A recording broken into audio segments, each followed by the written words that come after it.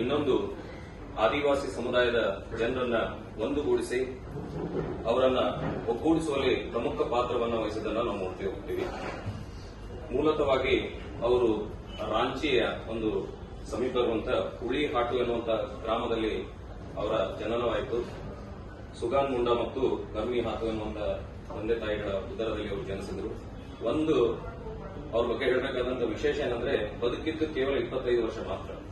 25 ವರ್ಷದಲ್ಲೇ ಅವರು ದೇವರ ಸ್ಥಾನ, ಆ ಆದಿವಾಸಿ ಬುಡಕಟ್ಟು ಸಮುದಾಯದವರನ್ನ ಭಗವಾನ್ ಅನ್ನುವಂತ ರೀತಿಯಲ್ಲಿ ಕರೆಯುವ ಮಟ್ಟಿಗೆ ಅವರು ಬೆಳೆದು ನಿಂತಿದ್ದಾರೆ. ಅಂದ್ರೆ ಅದು ಕೇವಲ ಕಾರಣ ಇಷ್ಟೇ, ಆ ಆದಿವಾಸಿ ಸಮುದಾಯದ ಸಾಂಸ್ಕೃತಿಕವಾಗಿ ಆ ಸಂದರ್ಭದಲ್ಲಿ ಏನ್ ಹಾಳಾಗ್ತಾ ಇತ್ತು.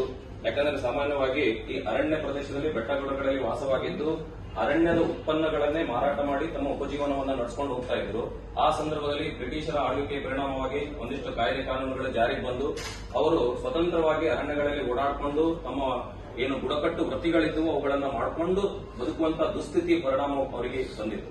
ಸೊ ಹಾಗಾಗಿ ಅಂತಹ ಸಂದರ್ಭದಲ್ಲಿ ಅದನ್ನ ಪ್ರಶ್ನೆ ಮಾಡಿ ಅದನ್ನ ವಿರೋಧಿಸಿ ಅವರೆಲ್ಲರನ್ನ ಒಂದುಗೂಡಿಸುವಲ್ಲಿ ತುಂಬಾ ಪ್ರಾಮಾಣಿಕ ಪ್ರಯತ್ನಗಳನ್ನ ಮಾಡಿದ್ರು. ಆ ಒಂದು ಕರ್ತವ್ಯದಲ್ಲಿ ಅವರು ತೊಡಗಿದ್ದು ಬರೀ 13ನೇ ವಯಸ್ಸಿನಿಂದ. 13ನೇ ವರ್ಷದಿಂದ ಅವರ ಆ ಹೋರಾಟ ಪ್ರಾರಂಭವಾಗಿ 17ನೇ ವರ್ಷಕ್ಕೆ ಬಂದು ಮುಟ್ಟುತ್ತದೆ. ಬ್ರಿಟಿಷರಿಗೆ ಒಂದು ದುಸ್ವಪ್ನವಾಗಿ ಅವರು ಕಾಣ್ತಾ ಹೋಗ್ತಾರೆ. ಇನ್ನೊಂದು ಅವರಲ್ಲಿ ವಿಶೇಷವಾಗಿ ಕಂಡದ್ದೇನೆಂದ್ರೆ ಬಹಳ ದೊಡ್ಡ ಕಲಾವಿದರಾಗಿದ್ರು. ಕಲಾವಿದರು ಹೇಗೆ ಅಂತಂದ್ರೆ ಕೊಳಲನ್ನ ಬಹಳ ಅದ್ಭುತವಾಗಿ ನುಡಿಸುವಂತ ಕ್ಷಮತೆ ಅವರಲ್ಲಿತ್ತು. ಕೊಳಲಗಳನ್ನ ನುಡಿಸುವ ಮೂಲಕ ಆ ಕುರಿಗಳನ್ನ ದನಗಳನ್ನ ಒಂದುಗೂಡಿಸುವಂತದ್ದು ಕೂಡ ಅವರಲ್ಲಿ ಕಾಣ್ತಾ ಇತ್ತು.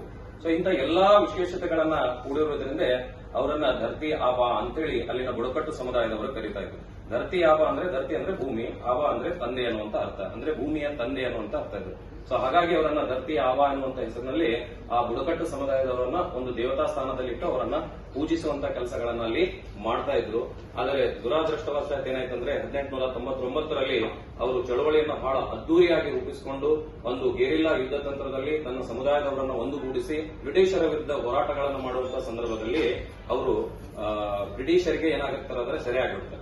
ಸೊ ಅವರನ್ನ ಸೆರೆಮನೆಯಲ್ಲ ಹಾಕಿದಂತಹ ಸಂದರ್ಭದಲ್ಲಿ ಕೂಡ ಅವರು ಕೆಚ್ಚೆದೆಯ ಹೋರಾಟಗಳನ್ನು ರೂಪಿಸಿಕೊಂಡೇ ಮುಂದೆ ಬರ್ತಾರೆ.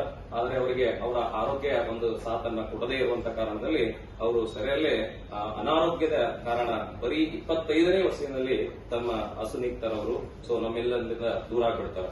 ಹಾಗಾಗಿ ಆ ಭಾಗದ ಜನರು, ಆ ಆದಿವಾಸಿ ಬುಡಕಟ್ಟು ಸಮುದಾಯದವರು ಅವರನ್ನ ಧರ್ತಿ ಆಬಾ ಎನ್ನುವಂತ ಹೆಸರಿನಲ್ಲಿ ಇವತ್ತಿಗೂ ಕೂರುತ್ತಾರೆ. ರಾಂಚಿಯಲ್ಲಿರುವಂತಹ ವಿಮಾನ ನಿಲ್ದಾಣ ಇದೆ, ಅವರ ಹೆಸರಿನಲ್ಲಿ ಇದೆ. ಅಲ್ಲಿನ ಶಾಲಾ ಕಾಲೇಜುಗಳು ಅವರ ಹೆಸರಿನಲ್ಲಿವೆ. ಅಲ್ಲಿನ ಕ್ರೀಡಾಂಗಣಗಳು ಅವರ ಹೆಸರಿನಲ್ಲಿವೆ. ಅವರನ್ನ ಭಗವಂತನ ಸ್ಥಾನದಲ್ಲಿಟ್ಟು ಆ ಆದಿವಾಸಿ ಬುಡಕಟ್ಟು ಸಮುದಾಯದವರು ಇವತ್ತು ಅವರನ್ನ ಪೂಜಿಸ್ತಾರೆ. ಇವತ್ತು ಅವರ 150ನೇ ಜನ್ಮದಿನ ವರ್ಷಾಚರಣೆಯನ್ನ ನಾವು ನೀವೆಲ್ಲ ಸೇರಿ ಆಚರಿಸ್ತಾ ಇದ್ದೀವಿ. ಈ ಸಂದರ್ಭದಲ್ಲಿ ಅವರ ಕುರಿತು ಒಂದೆರಡು ವಿಚಾರಗಳನ್ನು ಹೇಳಿಕೆ ಕೊಟ್ಟಂತಹ ಜಿಲ್ಲಾಡಳಿತಕ್ಕೂ ಮತ್ತು ಪಶುಗಳ ಕಲ್ಯಾಣ ಇಲಾಖೆಗೂ ನಮಸ್ಕರಿಸುವ ವಂದನೆಗಳನ್ನು ಸಲ್ಲಿಸುತ್ತದೆ.